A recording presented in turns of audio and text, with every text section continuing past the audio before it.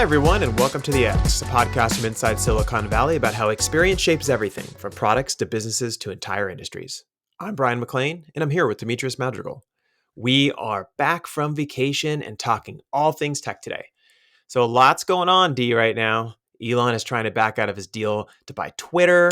Layoffs continue, mostly with tech startups. And Airbnb gets the UX Award of the Year. By us, by the way. How's it going, man? It's going pretty good. I'm interested to talk about some of these things because I think there's a lot of nuance and complexity to a lot of these topics. And I see a lot of people saying things that I just don't agree with. So I'm happy to jump in and give our 2 cents. Yeah, that'll be fun. So let's talk about the first one. Just jump right in. Is Elon is trying to back out of his Twitter deal. So it was reported by CNN that Musk disclosed late last Friday that he was pulling out of his agreement to buy Twitter, citing that the lack of information about the number of Twitter users made up of bots. His lawyer said that basically put Twitter in material breach of multiple provisions of the original agreement. As far as we know, the deal was made with Twitter was pretty rock solid, and it cannot be broken unless a court agrees that his grievances meet the provisions of the contract. But that means they're going to need to go to a Delaware court, which apparently it's heading to starting this week, and it could take up to a year to get it worked out. What are your thoughts?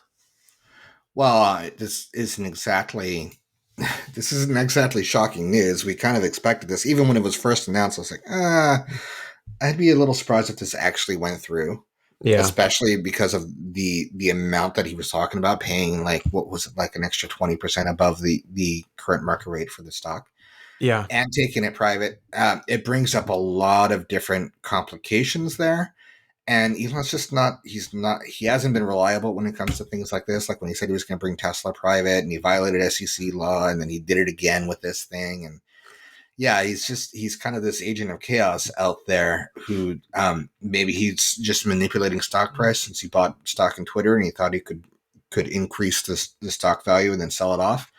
But I think he's got himself into a real bind here. A lot of people look at this and think, oh, well, there's $1 billion walking away fee. I'm like, no, that's where it starts.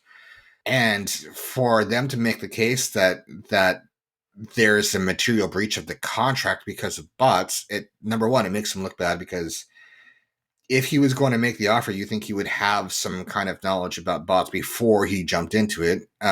And they said they gave him the fire hose of information. He hasn't released any kind of reporting or research to indicate what the bot value is.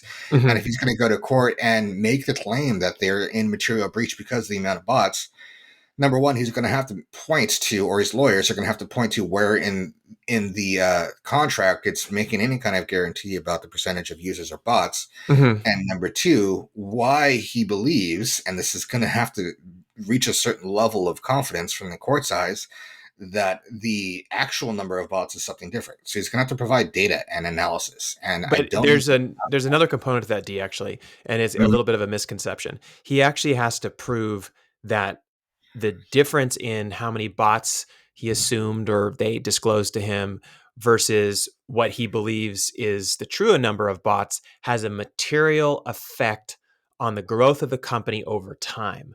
So Yes. it's literally not just the fact that, like, oh, there's more bots. It's, hey, it's going to affect a company that I'm buying. And so you're basically setting me up for failure on the purchase of this company. That's a really hard thing to show, actually. Well, He's going also to have to just prove that. it's extremely difficult thing to show. I mean, it's almost to their advantage to allow bots on the platform because it increases traction and increases traffic and increases engagement by non-bot users. So for him to make that case, I doubt that there's a bot clause in the contract. I haven't read it. I don't know if it's available to read, but I would be stunned if there was. But regardless, even if there is, a Twitter guarantees that there is this range of bots in there. I don't know that Elon has the data to make the claim legitimately that there isn't. And if he did, I don't know why he engaged in this contract to begin with without knowing that. It just seems like something that somebody would do. Like if you're going to buy a house, you're going to evaluate the house before you buy it. Yeah, absolutely. And most likely what happened here, which pretty much everybody assumes is correct, is that, he had an intention to buy Twitter. He assumed that, like what you said earlier, which was that the value of the company would go up because he said he was going to purchase it and go up significantly. I don't think he was expecting that actually his Tesla stock was going to crash quite a bit from where it was at. And now the leverage is challenging. He'd be borrowing a lot of money and then trying to buy a company that's worth more than it's worth. And also, I think ultimately he just wants to back out. And here's basically what he tweeted. He said, "They said I couldn't buy Twitter. Then they wouldn't disclose bot information. Now they want to force me to buy Twitter in court. Now they have to disclose bot information in court." So he's basically playing this kind of game of, chicken with Well, I them, mean, these of are like, these are as far as I can tell, these are not true, right? They gave him access to the fire hose of data, from what I understand. I mean, that maybe that's untrue, but they've disclosed all this, and now they have to disclose the bot information in court, which I'm sure they're happy to do. But he has to disclose his own bot information in court in order to have a case.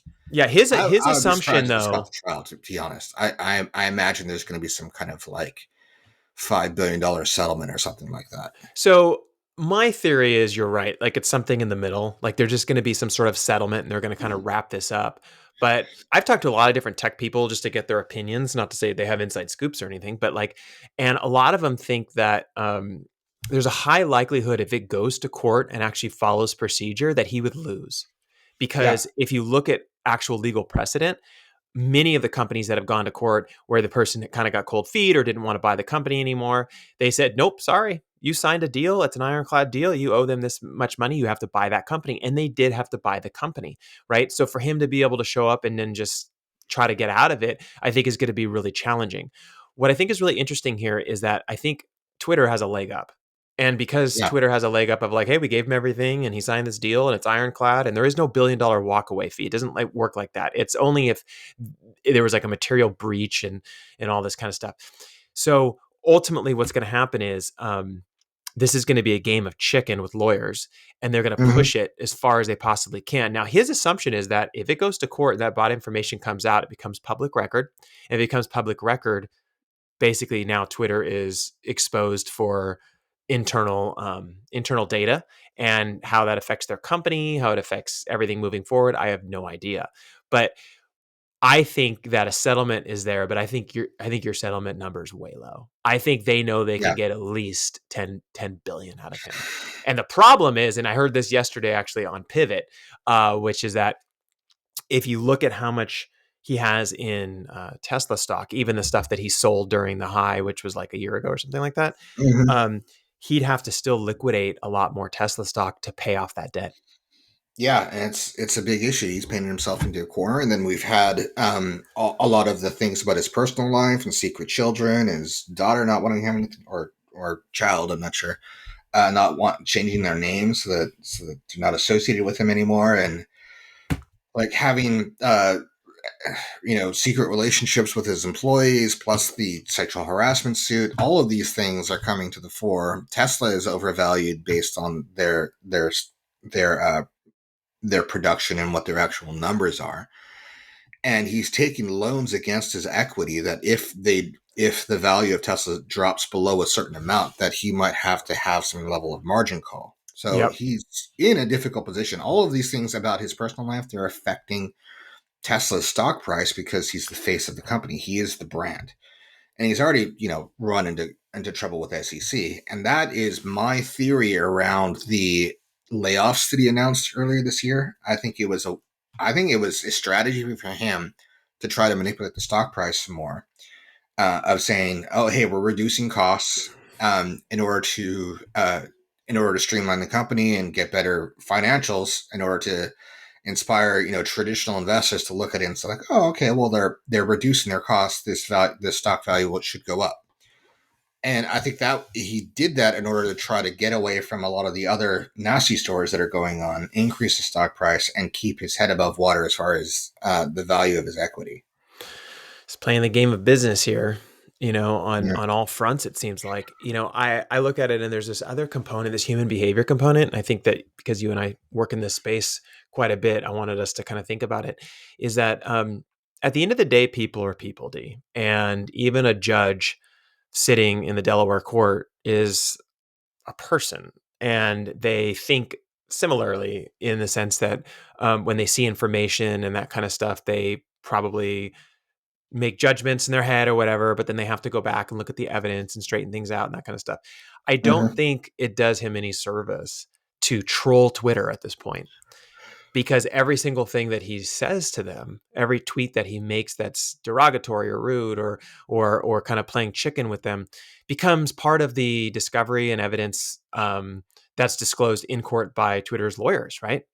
Yeah. So I mean, influence people are influenceable. At the end of the day, judges and lawyers and everybody try to be unbiased and that kind of stuff, but they are influenceable in the sense that, like, if you keep poking the bear, eventually you're going to get bit, right?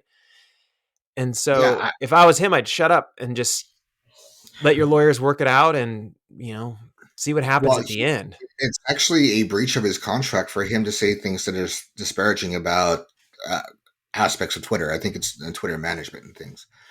So in that, he's continuing to breach the contract, and it's telling that his lawyers are coming out and saying, "Oh, we're walking away. We're not going to pay this thing because of material breaches of the contract."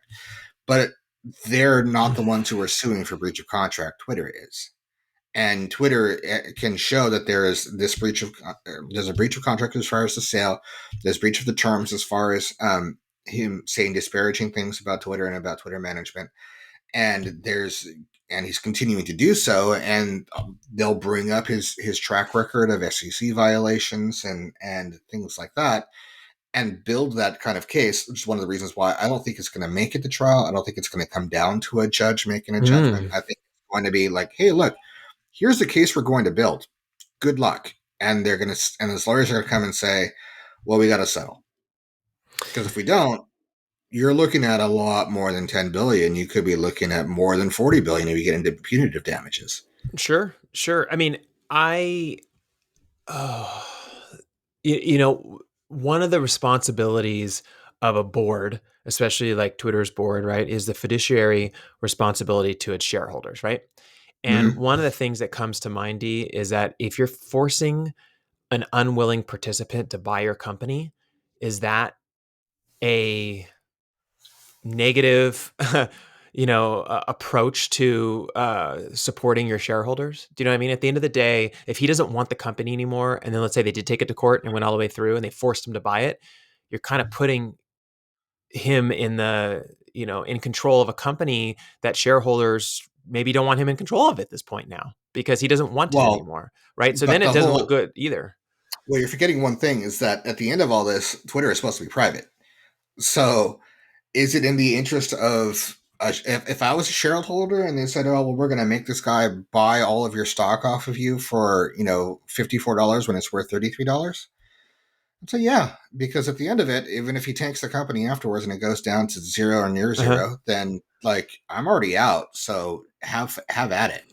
So I think it is in the Yeah, best I interest of think the. the hard part is that you're assuming, which, good assumption, If you're an honestly, D. employee of But Twitter, that's a different story yeah, completely. so like you have the employee issue where they're like, acquiring stock over time as part of their total compensation. But also, there are some people that really believe in the long-term growth of Twitter, right? Like they think that it could be great if it's in the hands of the right people or whatever it is.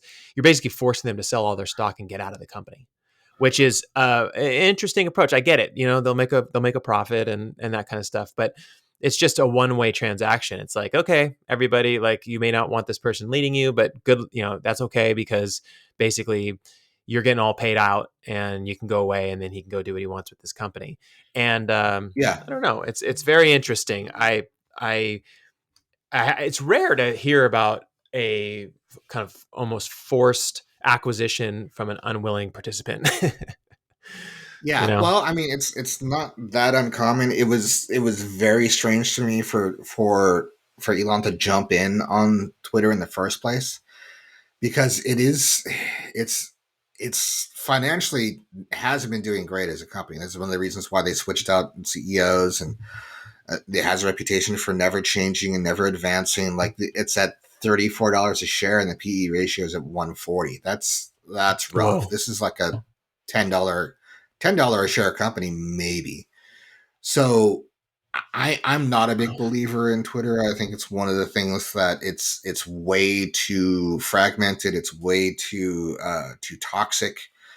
I think it's one of those companies like GeoCities that just gets replaced by something better over time. D, that And was that for was him that to was a jump low into it blow. all, maybe. That was a low blow. GeoCities of all things. You could have said like AOL or something. GeoCities. Oh I my mean, god. is it though? Is it better to say AOL? The reality is that like you look at any of the fundamentals about that, and we know people at Twitter, they're good people, and I think they have been held back to a certain extent by this perspective of like they're running this company based on some kind of ideology as opposed to just delivering what is a good user experience for people. And Twitter is a terrible experience. Like every time I go on there, I'm like, what am I doing here? Why am I making myself miserable? This is a True. misery machine. Why am I doing this? So and the leadership now is looking at trying to improve that and making it more of a positive experience. But Yeah. we've got what now, 14 years something of like this is a misery brand. This is something you go if you want to feel really bad.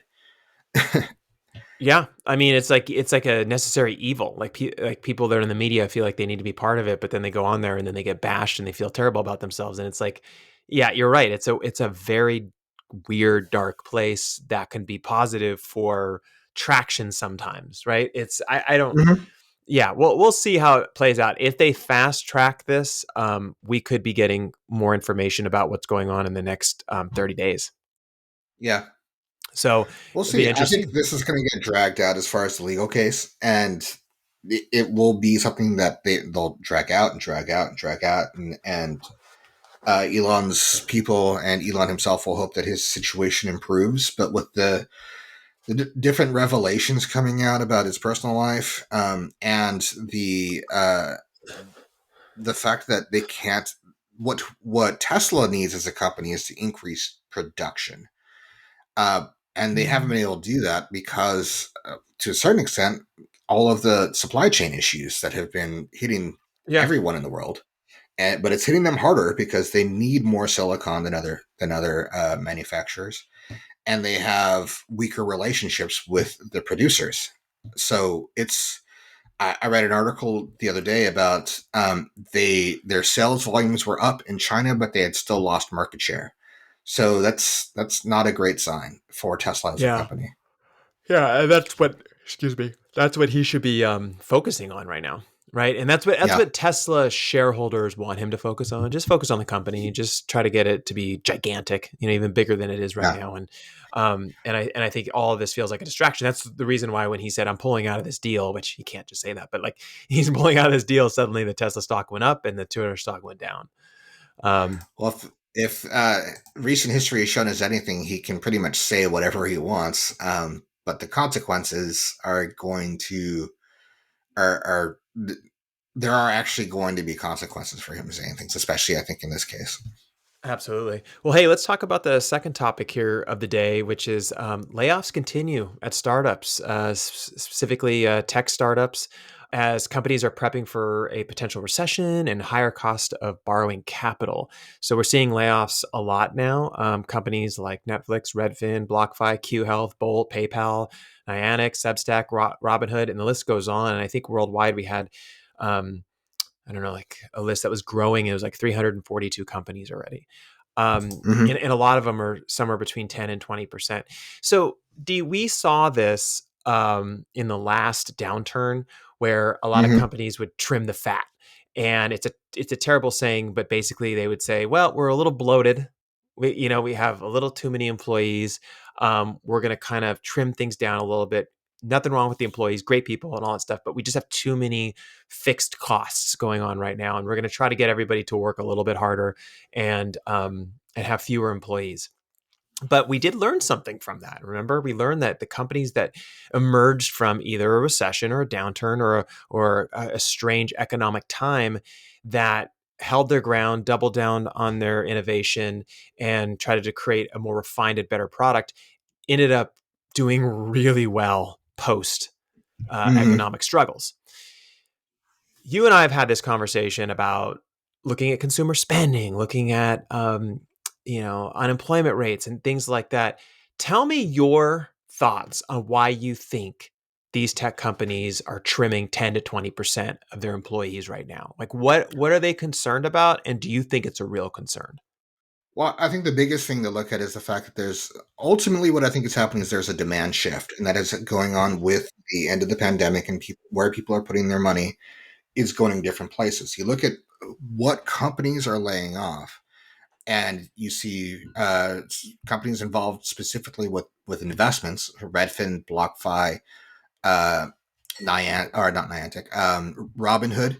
So with people like getting out from the pandemic, they're not putting as much money into investments because they're spending it.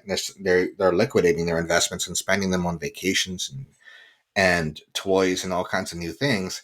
That means less money is going to these places like investment markets. We know that we're in a bit of a crypto winter at this point in time. We'll see what happens with that. But a lot less disposable income is going into investment markets because it's being spent. Hmm. So the other thing to keep in mind, same thing, like you look at, what do we have? Netflix and Substack. Those are kind of like stay at home on your TV or on your computer consuming media kind of companies. Yep. So these are the kinds of things that people are not doing as much anymore because they're going out. Like, we just had 4th of July and we spent almost the entire time on the beach. That means I wasn't watching Netflix. True. Yeah. And we've also covered the fact that we think that Netflix has had kind of a bad content strategy throughout the pandemic of just pumping out a bunch of content as opposed to being more focused and putting out high quality content. That said, the fundamentals of employment and consumer spending are encouraging. You look at the labor market, and there are twice as many job vacancies in the market as there are job seekers, which means that we're essentially at full employment. There is a labor shortage still going on. So for some of these companies, for them to, there are always going to be like, employees that are not productive, and using this as an excuse to kind of to remove them from the company is helpful for them. But cutting jobs within a labor shortage can come back to bite them if their staff is being gobbled up by competitors. This is what I thought with Yeah. Tesla laying off their development staff that are now probably going to go get hired up immediately by Volkswagen or something. Yeah. Um, there is a concern about like credit card debt starting to rise, coupled Yep. with layoffs going on. The labor market is super strong, so it would take quite a bit for them to do that, and we'd have to look at major employers like Walmart laying off before we got to a level of concern going on there. So one of the The other things I heard was this is more of a recession of white collar jobs. Well, it's specific to these certain categories, right? It investment markets. You look at you go to any kind of market index and look at the 5 year history and look at where we were pre-pandemic to where we are post-pandemic, and it's basically a parabolic curve, like a normal curve. So now we're Yeah. coming back to kind of where we were. We're returning to non-pandemic conditions, at least economically. What's actually happening in the pandemic is, of course, more nuanced, but uh, we're returning to pre-pandemic economic conditions. So a lot of these companies are returning to what they were pre-pandemic, and Yeah. that's just the reality of it. Like, just expect things that increased a great deal during the pandemic to return to what they were because the conditions have changed. So in order for them to try to, I said this with Tesla, if a company like Netflix or Robinhood wants to try to buoy their stock price, then one of the things that they'll do is lay people off because the traditional and institutional investors will look at that as like, okay, that improves their financials because they have less cost, Yep. they have less outlay, so that can boost their stock price. It kind of worked for Tesla. Hmm. And we'll see if it, at least in the short term, we'll see if it works for others. But it is something that is. I'm not a big fan of making major company decisions to service the stock price specifically. I'd rather service the stock price by producing great product and getting sales on the product and having that cause the stock price to change. Because I think that's more real than Hmm. something like this. But it doesn't mean that these companies aren't doing it. Well, I take that 30,000 foot view and I look at it and I say, okay, let's put the financials aside for a second here. And at the end of the day, the companies that produce the greatest experiences for their consumers, especially during a time when consumers are a little bit nervous, about what the economy is going to look like, are going to be the ones that kill it. Let me give you a great example. And Mm-hmm. not everyone's going to understand this example because they don't live in the Bay Area, but there's a little place called Nick the Greek, and Mm-hmm. it's a food place, and we They love call eating those there. restaurants, Brian. Yeah, food. I know. I'm like drawn. I was like, why did I say food place? But anyways, yeah, the restaurant. It's a little restaurant, and we love going there. And they have like gyros and like all this great food. Every single day that I drive by, there's a line out the door. Oh yeah. And two things are occurring. Number one is the food is really good. And the second you get up in the front of the line, the person who's worked there, it's the same guy who's actually been there since I started eating there, is always like, hey, what's up, buddy? How are you doing today? What do you want to get? He's like, get out your rewards card. I got some freebies for you. Like, I mean, the experience is like, you feel like you're super special. Like every customer feels like they're special when they Mm-hmm. walk up.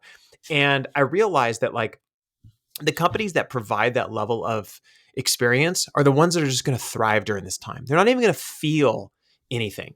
They're just Yeah. going to kind of move through it. And I know that's a restaurant, it's not a tech company, but I can give you examples of tech companies that people absolutely love. I'll give you an example of Disney Plus, for example. Is everyone I've talked to has said like, oh my gosh, did you see what's on Disney Plus this week? Do you see, this new show? Do you see this, see that? And it's like that's how they used to talk about Netflix. Mm-hmm. And now, just anecdotally, that's what I'm hearing about Disney Plus. Or another great example would be our smartphones, right? People love their smartphones. If you said, "Oh, we're going into a little recession, why don't you just give up your smartphone for the next 6 months, save a little bit of money?" They'd be like, "Are you out of your mind?" They'd give up anything else but their smartphone, right? Yeah. So I think that right now, companies are going to have to really focus on that. And it's hard to focus on that if you're laying people off that work in those areas, right? If you're uh, getting rid of people who are focusing on design and research and innovation and things like that, you want to double down on that so that when you come out of this kind of rough transition or whatever we want to call it, your company is poised for great growth, right? You look at Yeah. the site and you go like, this place is amazing. And that kind of leads into the third topic. And that's the reason why I wanted to bring that up is that we have all these layoffs going on. We don't know what's going to happen, but we do know that tech will thrive and it tends to thrive. Yes, it'll have layoffs. Yes, there'll be some issues, but ultimately, if you focus on the customer, you'll do really well. Well, Dee and I were blown away on what Airbnb did with their user experience for their customers. They did the best job I think you could possibly do on rebranding their site. This happened about a month ago, but we've been kind of like trying it out and going through it and finally had a chance to sit down together and talk about it. This is something that we work with our customers all the time, and that is a use case driven or experience driven site. And if you go to Airbnb, and they're not a sponsor of ours, we don't even work with Airbnb, just to be honest with everybody. But if you go to their site, you can now click on, I want to go find a castle to rent. I want to find a chef house, that has like a really great kitchen. I want to find tent sites. It's driven by the experience that you want to have versus looking at property location or where you want to go. It's driven by what you actually need and what makes you happy and what makes you smile. It's actually fun to be on the site even if you're not booking anything, right? Yeah. I Oh yeah, mean, absolutely. You told me to take a look at it after the rebrand, and I think I spent a couple hours on there just looking at like, oh wow, look at all the awesome stuff that's out there that I didn't even know existed or was available for rent. I mean, yeah. it started flipping like the normal process for people when they start thinking about a trip is they think about a location and then they look for what's available for what to stay there. Yep. This experience for me, it flipped it around. It was like, oh hey, there's a private island that I can get for a pretty reasonable price in Vanuatu or somewhere. And I'm like, yeah, why don't I go there? Like, I never really thought about going there, but like now it's flipped my process where like instead of me saying like I'm going to go to this place where everybody goes, and find a place that I can that is a good place to stay while I'm there. Instead, it's I'm being drawn in by the experience of the rental itself, and probably finding stuff to do there because there's tons of things to do in plenty of different places in the world. And the fact that you can go and click through, like, I'm going to find tree houses. And we're right next to Santa Cruz and stuff. So there's tons of tree houses and stuff available, and beachfront property and great views. And you can click on national parks, and there's all these things close to Yosemite that look amazing, and ski up places or places that are in the tropics. There's just an amazing breadth of experiences available to you. So, and it's to the point where I just spent a strange amount of time just browsing through what was available on the site, just window shopping. And I don't think that happens at all ever on a travel site for But me. this is a perfect example, though, D, of the previous topic we're talking about, right? Where there's this downturn and tech companies are kind of being fear based, and they're like, "Oh, I got to lay people off. What am I going to do?" I'll tell you exactly what you do. You do exactly what Airbnb did, which is you put your money in the experience and you really double down on it. I mean, I remember one time you told me, you said, anytime a company starts to feel like things are getting tight in the economy, they should focus on cleaning everything up. They should take Yes. all their experiences and clean them up. This is the best experience I've ever seen for a travel site. And I even said to you, I said, I don't even know how a motel or a hotel can compete. I'm just being objective here. Like I have no problems with hotel. I love certain hotels, right? We go to the Omni a lot. I love the Omni hotels. Um, I don't know how they compete with this. I don't think that they can compete with this because it's completely different. So here's a great example. You have to go to Seattle, D, to go to a talk, give a talk, or meet with a client or something, right? Mm-hmm. You have the option to book anywhere you want. Now, all companies reimburse for Airbnb as well as hotels, right? You're like, do you want to stay at the Sheraton, in downtown, or do you want to stay in someone's home that overlooks the entire, bay of water there? I forgot what the name of it is, but The overlooks it. Puget Sound. Yeah, Puget Sound, right? So stay at that house and sit in their hot tub at night and have this whole home to yourself for roughly the same cost. Like, what are you going to take, right? And Oh yeah. I look at this and I'm like, this is going to be terribly difficult in the long run for hotels to compete with, unless they get into the same space and they start trying to figure this out. Like, before Airbnb even existed, there was VRBO, which they rebranded to Verbo. Um, Mm-hmm. and I remember a friend of ours, I'm not going to mention his name, but we were on a trip in the desert and he had used them and he booked a house for his family. And he was like, "Oh, it's so cool. I booked a house for my family in this like cute little town in the middle of the desert. And we're going to stay here while I work for about a week." And I was like, "Oh, that's kind of a good idea." I remember thinking in my mind, like, that's a good idea. I never really thought to like rent someone's house. And it was before Airbnb came out. So they've been around a lot longer, but they're branding that experience as well. So if you take Airbnb and Verbo, I don't want to call it Verbo, it sounds strange, but VRBO, I still um, call it VRBO. yeah, me too. If you take those two alone, they're probably like cannibalizing the market share for hotels and motels.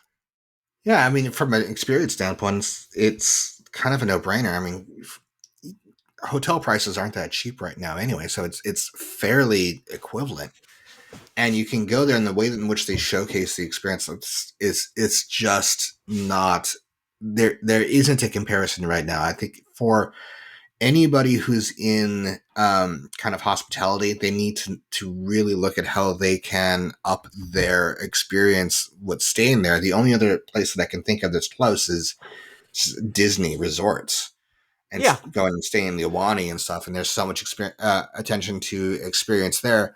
And even then, you think it to yourself, like, well, I can stay there in a hotel that's kind of densely packed with people, or I can go get this house on the beach that is going to be Oh, mine, and it's going to be right on the beach, and go walk out there, and it's not going to have tons of people there. And it's so compelling. well, I'll give you another one, D, is that Airbnb is now adding Airbnb experiences to their site. They already have done it. Yep. And so when you book at someone's home on the beach, you can also book a private yoga class or and just wrap it all together. So they'd be like, "Oh, you're going to be at that beach. That's where the house is. Oh, guess what? At 9 a.m. on Tuesdays, there's a yoga class there. You want me to book it so that you could be part of it?" I mean, this is the real deal when it comes to experience driven applications, right? Like they're linking together all these things. I had a friend who went on a trip and then came back and said that they used the Airbnb experiences and they were taught how to cook the local cuisine. They said it was so cool. They went to a person's house and the person said, "Oh, welcome, come on in," and the kitchen was all prepped and ready. And then they taught them how to cook the local cuisine in their home. And then they got to chat with them about what it's like to live there and what life is like and what's their favorite restaurants to go to and get tips and all that kind of stuff on what to do in the area. And they said it was the most um like inclusive experience they've ever had in a city, because normally you go stay at a hotel and then you walk around the city and you look at things, you take pictures, and maybe you'll go to a nice restaurant or something, and talk to a few people. But to go to someone's house and to learn how to cook and then talk to them about what it was like growing up there and Hmm. getting a full feel of it, and then having them send you to the places that they love the most, now you're getting a real feel for an area, and Airbnb is promoting this heavily. And so I can't say enough about what they've done, and I think that they've done a fantastic job. And I hope everybody looks at this and realizes that this is kind of the direction to go, especially with the way the economy is looking right now. Yeah, I'm really hoping more brands take a look at this and try to incorporate that into their own into their own experiences. Like you mentioned restaurants earlier, concert venues. There's plenty of other places I think that can learn from this and really get something out to users that kind of shapes their experience and takes things to a new level. Yeah, and I want to point out one last thing, kind of before we wrap up for today, about the economy discussion that we had, is that I believe that it's natural when startups are provided with funding from VCs and stuff like that, that funding just doesn't continue forever, but at some point they have to start making money and start running a real business, you know what I mean, not just burning through that investment. And I think to hear from different venture firms and stuff saying we're not going to give any more money to the startups, they have to figure this stuff out on their own, and this is kind of the time when kind of the tide comes in and washes everything out and you kind of get a fresh start. I think this is also kind of good for the startups that um, have been running just on VC funding to really step up their game and figure out how they can make money and how they Yeah, can kind of create real revenue. And so I think we're going to see a lot of them go out of business, and I think we're going to see a few select like massively thrive, and then we're going to see a lot that are kind of in the middle where they're like doing well, but maybe they had to do some layoffs and they had to restructure the company, but ultimately they're going to be okay. It's just that they have to kind of step up their game when it comes to sales and marketing. So I think that's just a natural part of this process. And I think people just have to be okay with that. And that's why you're seeing some layoffs in especially the startup area, is because they're just not making money yet. And that's important. absolutely. And I think that for some of these companies like Robinhood, I mean that company's just in trouble, right? And we know for a lot of post IPO companies, it's now kind of expected that 6 months after their IPO that their stock price is going to be below their initial listing price. So it's kind of par for the course at this point. But I don't think that we can look at a company like Robinhood and extrapolate too much about what it says about the industry or the economy in general. No, I don't think so. And I think there's going to be a lot of acquisitions during this time as well. So this is the time when a lot of the bigger companies will look at the promising products that are out there that maybe don't have a lot of customers behind them or traction, and then gobble them up and then wrap them into their bigger companies and stuff. So it's a scary time in the sense that people are a little worried about what's going to happen with the economy, but it's also an exciting time because you see consolidation and usually interesting things pop out. Like you have to remember, like the 2008 recession, companies that kind of came out of that were companies like Airbnb. Like that's when they started at Y Combinator Mhm. and got funded, and here they are today, right? So those companies have already been built right now. They're probably blockchain related or something like that. In 3 years, we're going to look back and go, oh my gosh, how did I not see the writing on the wall that that company was going to thrive and do well? And it's because as things get shooken up, they're going to find their path. They're going to find their way and they will emerge victoriously, some of them. And some of them will disappear. And that's just natural. Like we had to say goodbye to pets.com in the 90s. It's just what happened. Yeah.